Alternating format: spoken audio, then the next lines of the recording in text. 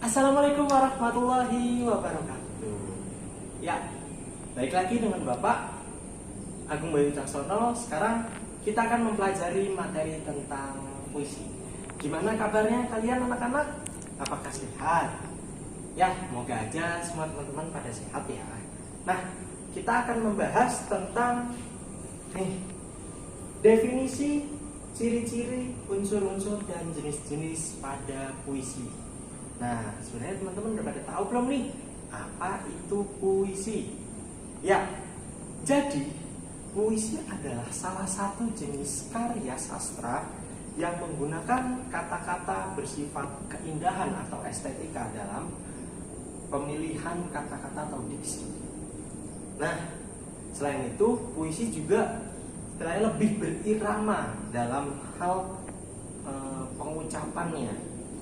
Menurut H.B. Jassin, karya sastra atau jenis puisi merupakan salah satu jenis karya sastra yang diucapkan dengan sebuah perasaan yang di dalamnya mengandung suatu pikiran-pikiran dan sebuah tanggapan-tanggapan. Nah, jadi kalau dari pandangan H.B. Jassin ini, kita bisa tahu nih anak-anak, kalau puisi itu ternyata ada satu jenis karya sastra yang lebih memfokuskan kepada pemikiran-pemikiran yang diungkapkan atau gagasan-gagasan yang diungkapkan dalam suatu karya sastra. Dalam hal ini adalah karya sastra tulisan atau dikatakan retorika juga bisa.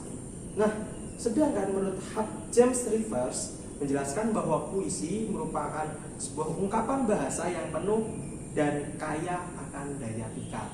Dalam hal ini tentunya puisi, kalau menurut James Rivers itu mempunyai banyak sekali makna, yang tentunya di situ daya pikat yang dimaksud adalah penggunaan bahasa yang bersifat keindahan. Ya, yang selanjutnya adalah ciri-ciri puisi. Ciri-ciri puisi itu ada beberapa macam. Yang pertama, bahasa dalam puisi itu bersifat padat dibandingkan dengan karya sastra lain, baik itu drama ataupun prosa ataupun karya sastra lain. Nah, selain itu puisi memiliki rima atau sajak yang teratur. Dalam hal ini misalnya A belakangnya A atau B atau AB. Jadi dia mempunyai irama tertentu. Nah, yang selanjutnya adalah puisi lebih menggunakan sajak syair atau pola pantun, khususnya pada puisi lama. Ya, itu seperti halnya dengan yang tadi saya jelaskan. Dan selanjutnya adalah puisi bersifat simetris. Dalam hal ini itu sudah diatur dalam topografinya. Apa itu topografi? Nanti akan saya jelaskan.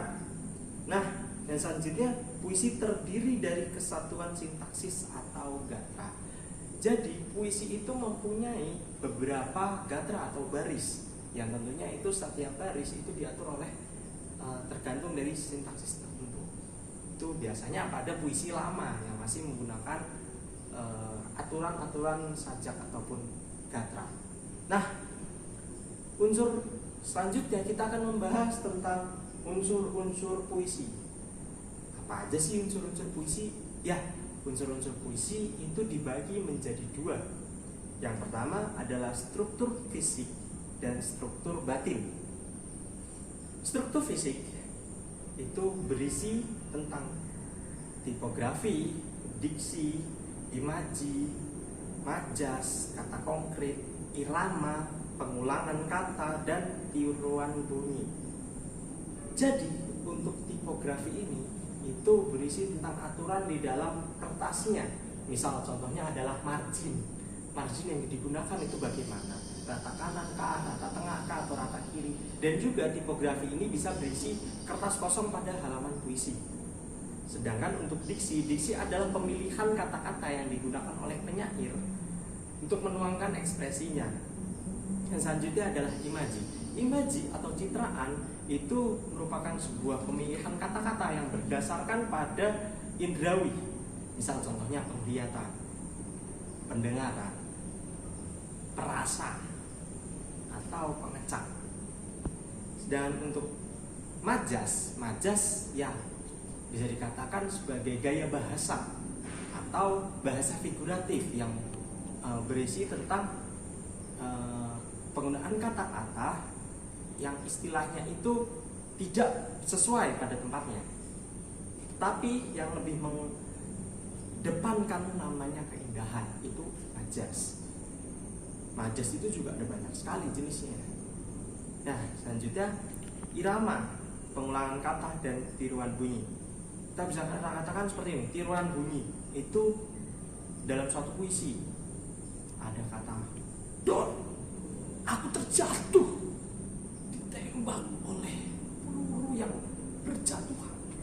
Itu bisa untuk tiruan bunyi.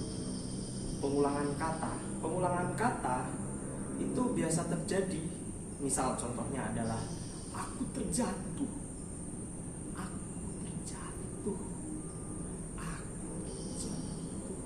itu pengulangan kata dan irama. Jadi mereka memainkan bahasa dengan irama tertentu serta pengulangan kata tertentu juga, guna memperindah dari puisi itu. Selanjutnya ada struktur batin. Struktur batin itu ada 4. Yang pertama tema atau makna atau sense, itu yang berisi tentang makna di dalam suatu puisi. Nada itu yang digunakan, misalnya konotasinya adalah suara yang digunakan. Rasa itu ada feel, seberapa dalam kita bisa merasakan puisi tersebut, atau istilahnya kata-katanya itu masuk atau tidak. Yang selanjutnya adalah amanat. Tentunya amanat itu bisa dikatakan sebagai pesan moral yang terkandung. Biasanya puisi itu memiliki makna konotatif, atau bisa dikatakan makna yang bersifat tersirat. Ya, yang selanjutnya adalah jenis-jenis dari puisi. Jenis-jenis puisi itu ada 3. Ada puisi lama, puisi baru, dan juga puisi kontemporer. Oke, yang pertama adalah puisi lama. Puisi lama adalah sebuah puisi yang dibuat sebelum abad 20. Puisi lama memiliki ciri-ciri yaitu bersifat anonim karena merupakan puisi rakyat. Yang selanjutnya, puisi lama disampaikan secara lisan ke lisan atau mulut ke mulut. Dan juga yang terakhir, puisi lama terikat pada aturan jumlah baris setiap bait, jumlah suku kata maupun rima yang digunakan pada puisi. Contohnya, puisi lama adalah mantra, pantun, gurindam, karmilan, talibun, dan syair. Ya, yang selanjutnya ada puisi baru. Puisi baru adalah puisi yang tidak terikat pada aturan puisi lama. Ciri-cirinya adalah penggunaan nama penyairnya itu jelas dan diketahui. Karya W.S. Rendra, karya M.H. Ainun Najib, dan lainnya. Memiliki bentuk rapih dan simetris. Ya, puisi baru itu cenderung lebih mengutamakan tipografinya pada awalnya. Memiliki gaya bahasa yang dinamis. Nah, penggunaan gaya bahasa yang dinamis ini bisa dikatakan berubah-ubah. Jadi tidak puisi lama itu lebih ke arah statis penggunaan gaya bahasanya. Yang selanjutnya adalah memiliki persajakan akhir yang teratur, yaitu tadi seperti A A A A, B B B B, C C C C, atau A B A B. Nah, yang selanjutnya adalah setiap barisnya terdiri dari sebuah gatra atau kesatuan sintaksis. Ya, dari puisi baru ini, puisi baru memiliki contoh. Di antaranya ada himne, balada, ode, romansa, epigram, elegi, satir, distikon, terzina, kuatren, queen, sextet, septima, oktav, soneta. Oke. Yang selanjutnya adalah puisi kontemporer. Puisi kontemporer adalah suatu puisi, sebuah puisi atau jenis puisi yang lebih menyesuaikan diri terhadap perubahan zaman dan tidak mengikuti aturan-aturan yang berlaku di puisi lama dan juga puisi baru. Nah, ciri-cirinya itu bagaimana? Ciri-ciri yang pertama, menggunakan kata-kata yang tidak terlalu memperhatikan kesantunan bahasa. Bisa kata-kata kasar, seperti contoh, bajingan kamu. Itu cuma contoh.